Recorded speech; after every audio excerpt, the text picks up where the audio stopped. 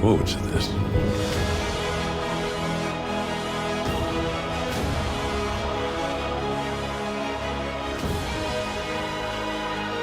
If you're a fan of good lightsaber duels, Star Wars Episode 3 Revenge of the Sith is one of the most entertaining movies in Star Wars history.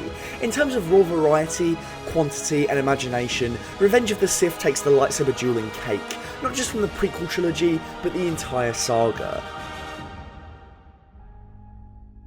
No Star Wars movie has so much lightsaber combat jam-packed into one experience. Every single duel is good for its own reasons, and save for a few instances, have an essential reason to be in the story. Everything in this movie, and the prequel trilogy as a whole, leads to the climactic duel in the third act between Obi-Wan Kenobi and his former apprentice turned Jedi Knight turned Sith Lord, Darth Vader. In 2005, this was a duel fans of Star Wars had waited for since its very inception. What astounds me to this day is not just the way it works as a satisfying crescendo to the story present in Episode 3, or how it combines all of the core tenets of Star Wars tonally, but how it crystallises one of the most important themes in the entire saga. Balance.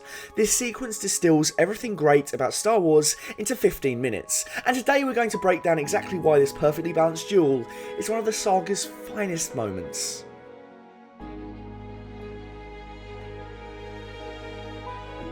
It's often easy to think of the Yoda-Palpatine duel and the Anakin Obi-Wan duel as two separate fights, but both are so intertwined that I think it's actually best to count them as one.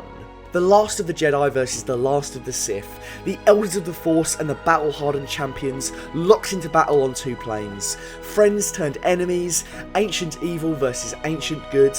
Day versus night. It's probably about as balanced as the Force ever gets in the saga. It also juggles the wide-ranging tone of Star Wars really well. On the one hand, we get treated to a little bit of humour, which is juxtaposed with the far darker, heavier fare of seeing Anakin's friends fail to get through to him. I will do what I must. You will try. Some clunky lines aside, this is the prequel trilogy firing on all cylinders. We get to see two veterans of the Clone Wars fully go at it with all of their might, and it's an interesting matchup because Kenobi knows firsthand just how strong Anakin is. He's on the back foot for the entirety of the duel, as Anakin just steams ahead of him. It's a neat little payoff to seeing Anakin goaded into overpowering Dooku. You have hate. You have anger. But you don't use them.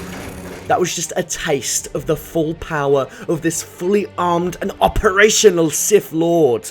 The fire and brimstone aesthetic of Mustafar makes it feel like they are genuinely fighting in the inner depths of hell, whilst choosing to set Yoda's duel with Palpatine in the empty Senate room is a nice little visual metaphor for the galaxy's loss of democracy and stability. Truly, things will never be the same in the Star Wars universe again. Both fights make full use of their settings to great effect. Yoda and Palpatine's battle starts in a more enclosed space, before we're treated to this epic shot as the pair rise into the gigantic Senate room. Anakin and Obi-Wan, on the other hand, move through tight corridors and rooms, thus adding to the sense that the Jedi Master is boxed in and being overpowered. More so than in perhaps any other lightsaber battle in the saga, the environment is just as much a threat as the opponent. The pair are forced to take cover from a hail of lava, they balance themselves precariously on steel pipes that could oh so easily give way. There's always an insurmountable sense of danger. This feels like the fight of Kenobi's life. This feels like a legendary fight in Jedi history. I love this shot when Vader and Obi-Wan grab onto each other as an almighty spurt of lava rises up from below them. They look like two boxers holding onto each other, exhausted. They're throwing everything at each other in a desperate bid to come out on top. Whilst the Mustafar portions have more of a focus on choreography and physical danger, the Coruscant portions instead evolve into a more force-focused sparring match. The verticality of this fight makes it feel really unique. It's just epic to see Palpatine unleash his powers as he lobs dome after dome at the Jedi Master from below. Not only is Battle of the Heroes an epic score fitting of the Anakin Obi-Wan duel, a fight we've known about since the franchise's very beginning, they cut in Duel of the Fates. Duel of the mother-loving fates, baby! I've seen some detractors to this sequence cite the choreography as being far too overdone, that it's more akin to a dance than an actual fight, and there's no way two duelists could anticipate each other's strikes like this. But I think this kind of thing just ignores two key facts. A.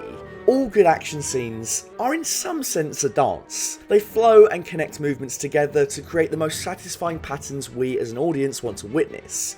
Real fights don't look anything like movie fights. Even in grittier fare, there's always a clear flow in the cuts between angles and moves. B. This criticism ignores the fact that in the story of Star Wars, Jedi are exceptionally quick and able to anticipate moves at a level that is beyond standard human limitations. As we can see from a lot of this, it's like both fighters have anticipated their opponent's next 50 moves using the Force and are already countering accordingly. Remember, a Jedi can feel the Force flowing through him. You mean it controls your actions? Partially, but it also obeys your commands. And there's no trickery in the movement here. Hayden Christensen and Ewan McGregor really did train to pull off all of this stuff. Just a glance at some of the behind the scenes training videos are more than enough to be incredibly impressed with their efforts, in my opinion. The difference in this particular one is they have to fight each other. So we got some very, very good performances there. It's also worth mentioning that we see them come to blows without sabers very briefly, and I think it's a nice little moment of levity. Obi-Wan literally clotheslines Vader with his leg. This is some WWE shit, man. Whilst the Anakin Obi-Wan sequence is representative of a more serious tone, Lucas wisely opts to cleanse the palate a little with Yoda and Palpatine. Whilst the Mustafar set parts are drenched in operatic tragedy, the Senate set moments in this sequence instead opt for some of that good old Star Wars humour. When Yoda is pissed off, he has just no regard for the bad guys, and it's hilarious. He barely moves a muscle, and they both get a face full of fucking wall. And let's not forget this epic force push.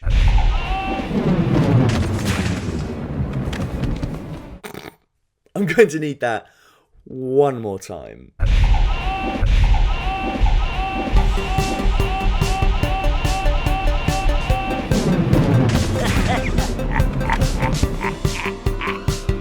Also, shout out to Palpatine's boy just standing here wondering how the f*** he's going to make a speedy exit before he gets wrecked. I bet as soon as he went off camera, he hoisted up his robes and started sprinting down the hall. Also, the Yoda sass is just on point. If so powerful you are, why leave?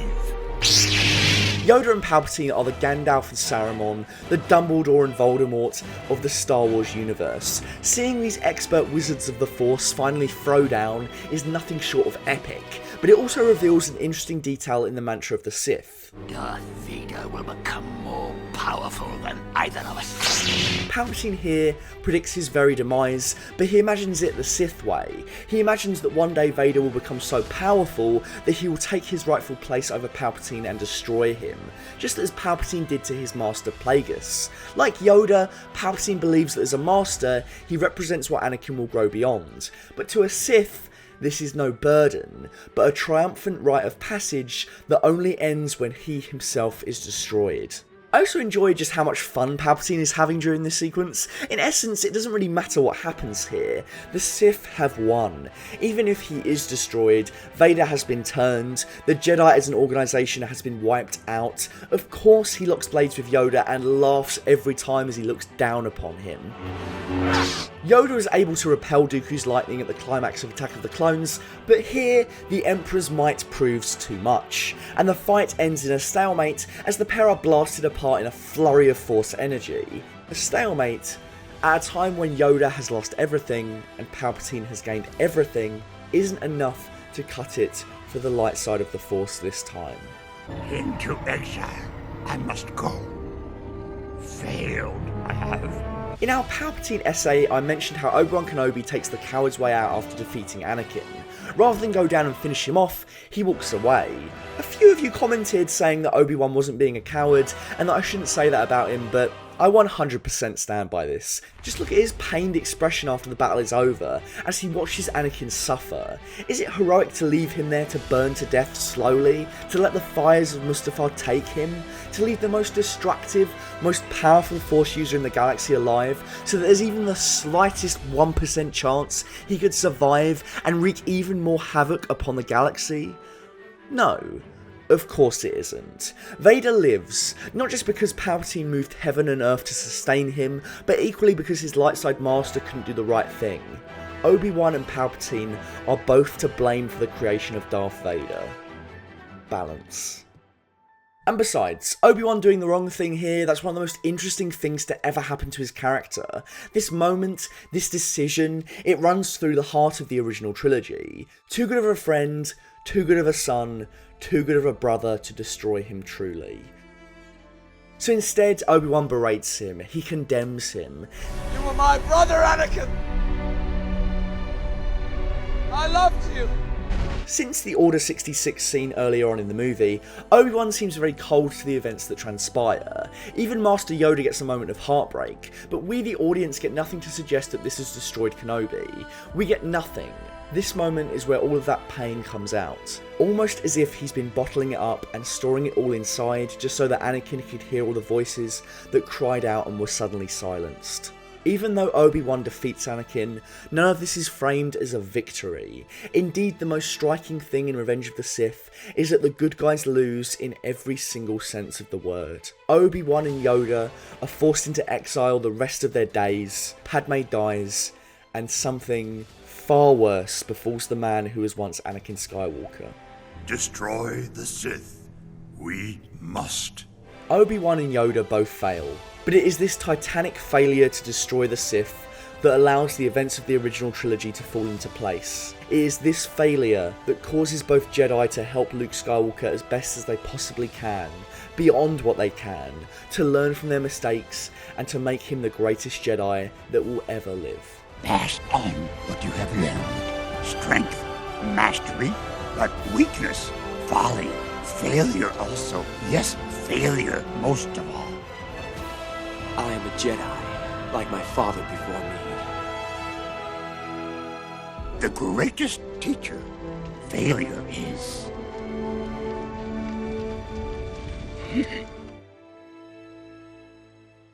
The Star Wars tracks in this video were very kindly provided by Samuel Kim Music. You can check out some of his awesome tracks over at his channel, the details of which are in the description below.